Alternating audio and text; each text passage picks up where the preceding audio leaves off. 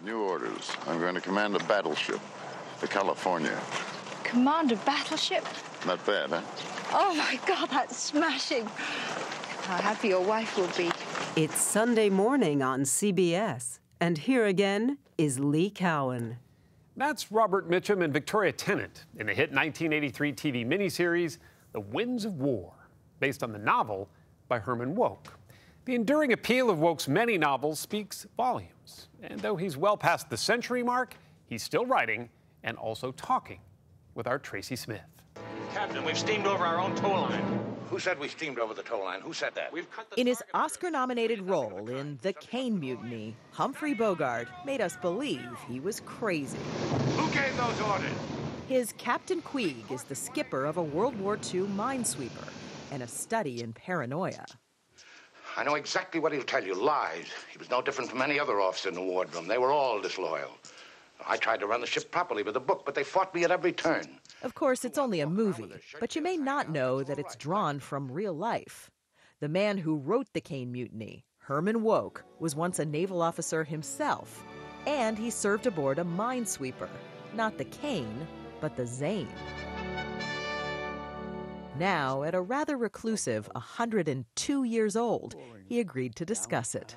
I think people who read The Caine Mutiny today might be surprised that it's actually based on truth. Well, I showed you the picture of the Zane. That is the Caine. That is the ship that I spent 2 years on. And was there a Captain Queeg? Yes, there was a Captain Queeg, and more than one actually, but he was unique in his way. He wasn't Humphrey Bogart, but he was a work of imagination drawn out of a real experience. Talk about real experience. Herman Wouk is a giant of American literature. The Caine Mutiny was only his first big success. Herman Wouk grew up in the Bronx, and after graduating Columbia University, found work writing for comedian Fred Allen's radio show. The Fred Allen Show, brought to you by Ipana Toothpaste. So you were a gag writer? That's what I was. Did you at some point say, okay, I need to stop writing comedy and I need to do something more serious? Not in quite that way, but I was very tired of the joke writing. I felt there was more to do, but I really didn't know what to do beside that. He wound up joining the Navy at the start of World War II.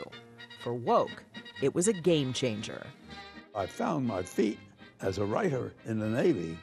I was no longer trying to be funny or anything. I just reported the facts. That's what the Navy gave me. Cheers to the Navy. But if Wouk's 2 years at sea helped make his writing career, it was a night ashore that transformed his life. How did you meet her? Sarah's birthday party, that's how we met. You crashed her birthday party. That's right.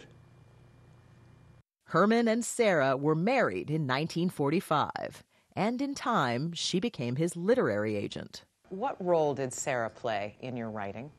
It's just impossible to exaggerate. There she sits looking at me.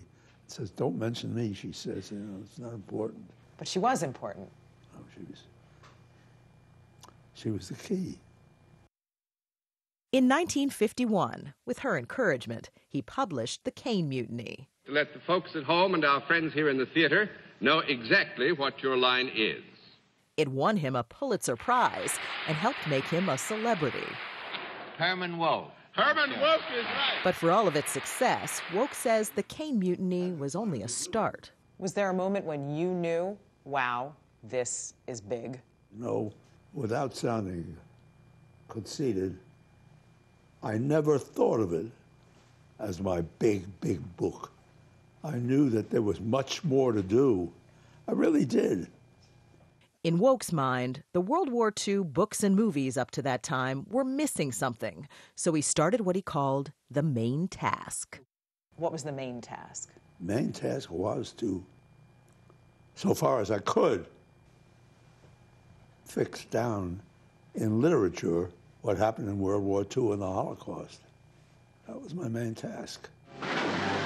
The result was a pair of novels for the ages.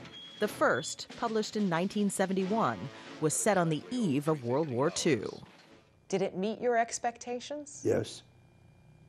It could have been better, deeper, but it told a story.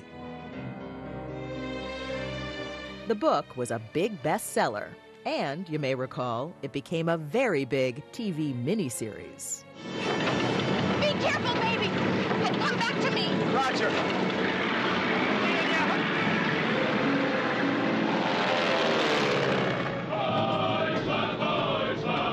7 years later, he finished the story with War and Remembrance.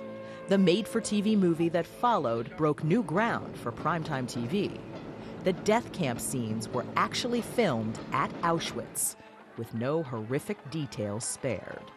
I was interested in writing a history. I wanted to write a book about the war. But at the same time, you're teaching people history. Doggone right I am. That's the main task. How does a boy from New York City end up spending 30 years in Palm Springs? I love it here. The Wouks moved to the California desert in 1990. He says it was his wife's idea. Sarah passed away in 2011, but she's still an important presence in his life. She believed in you. Yes. I mean, more than that, she believed in me more than I did myself at the time. But you didn't want to get married at first? She had to kind of convince you? Really pumping. I'll say no more about Sarah. No more? No more. His latest book, he says, will be his last. Sailor and Fiddler, a glance back at a remarkable life. Herman Wouk is a genius at telling stories. He just doesn't seem to care much for sharing his own. I have a feeling you're not going to answer, but I'll ask you anyway. Have you stopped writing? Have I stopped writing? Well, I always keep my diary. And beyond that? Beyond that, go find yourself another interview.